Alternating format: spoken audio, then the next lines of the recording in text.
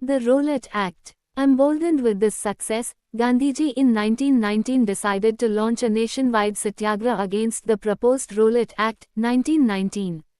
This act had been hurriedly passed through the Imperial Legislative Council despite the united opposition of the Indian members. It gave the government enormous powers to repress political activities, and allowed detention of political prisoners without trial for 2 years. Mahatma Gandhi wanted nonviolent civil disobedience against such unjust laws, which would start with a battle on the 6th of April.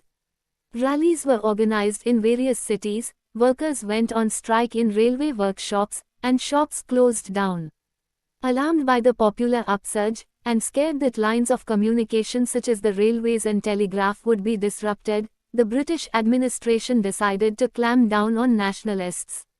Local leaders were picked up from Amritsar, and Mahatma Gandhi was barred from entering Delhi. On the 10th of April, the police in Amritsar fired upon a peaceful procession, provoking widespread attacks on banks, post offices and railway stations.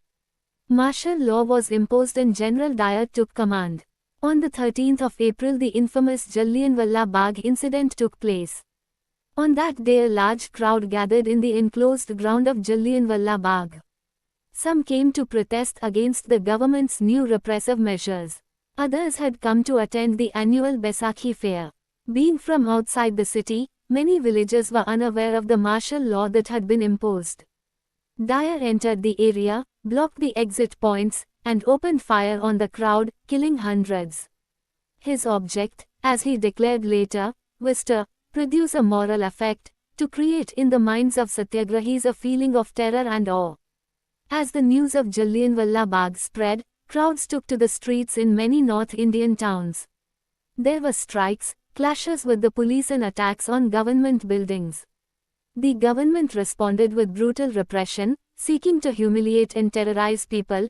Satyagrahis were forced to rub their noses on the ground, crawl on the streets, and do salute, to all sahibs.